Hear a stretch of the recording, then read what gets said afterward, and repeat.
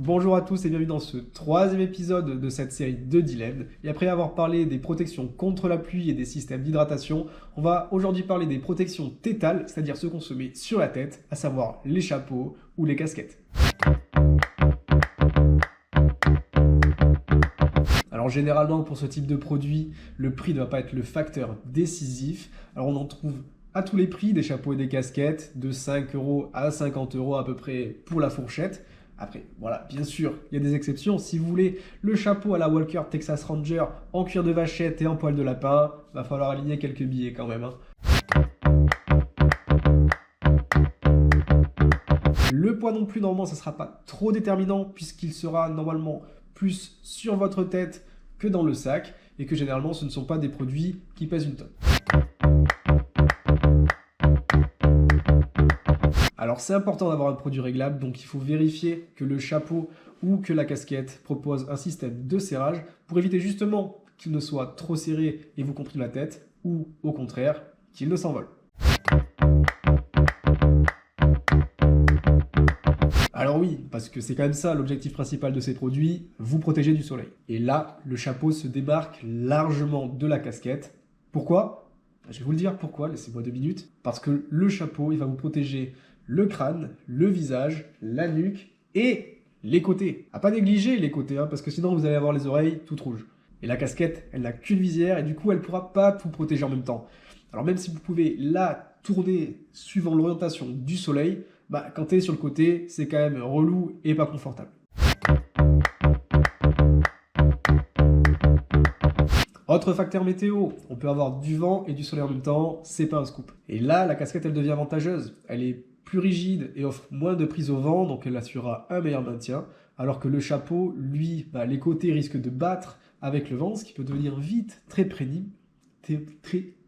Très pénible. Il a aussi beaucoup plus de chances de s'envoler, ce qui peut être aussi très embêtant si vous n'avez pas la sangle pour le retenir. Dernier point météo, la pluie. Alors c'est pas l'intérêt premier, mais le chapeau en tout cas il va vite se retrouver inutile parce qu'à moins qu'il soit rigide et imperméable, il vous sera impossible de passer une capuche par-dessus et les bords risquent de vite s'affaisser sous le poids de l'eau. Avec la casquette, vous pourrez passer la capuche de l'impair par-dessus et la visière empêchera la pluie de venir directement frapper votre visage. Alors ici, ça dépendra du produit. On va trouver des chapeaux qui seront aérés et des casquettes type trucker qui vont beaucoup aider à la respirabilité.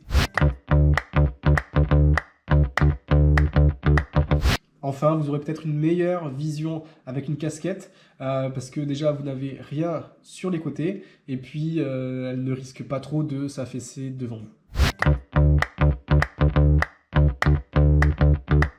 Pour le rangement, on peut par contre peut-être trouver l'inconvénient que si cette visière, justement, elle est bien rigide, vous ne pourrez pas la plier pour venir la ranger à l'intérieur de votre sac. Là, encore un duel avec pas vraiment de bonne réponse non plus. Moi, j'ai toujours préféré mon chapeau pendant mes randos en été sous des gros cagnards, mais c'est vrai qu'il devenait assez pénible dans les moments où le vent soufflait assez fort. Par contre, il perd peut-être un petit peu de son intérêt dans les randos en moyenne ou basse saison où le soleil va taper moins fort. Voilà, j'espère que ce petit épisode vous a plu, qui vous aura peut-être donné des idées de comparaison et vous aidera peut-être à faire votre prochain choix. L'épisode suivant devrait parler des chaussures de rando. Je vous invite à vous abonner à la chaîne pour me soutenir et m'encourager. Le petit pouce bleu si la vidéo vous a plu. Venez me dire en commentaire ce que vous utilisez, chapeau ou casquette, pourquoi. N'hésitez pas à me dire aussi si vous avez des idées de petits duels comme ça à travailler. On se retrouve très vite pour la prochaine vidéo. Ciao.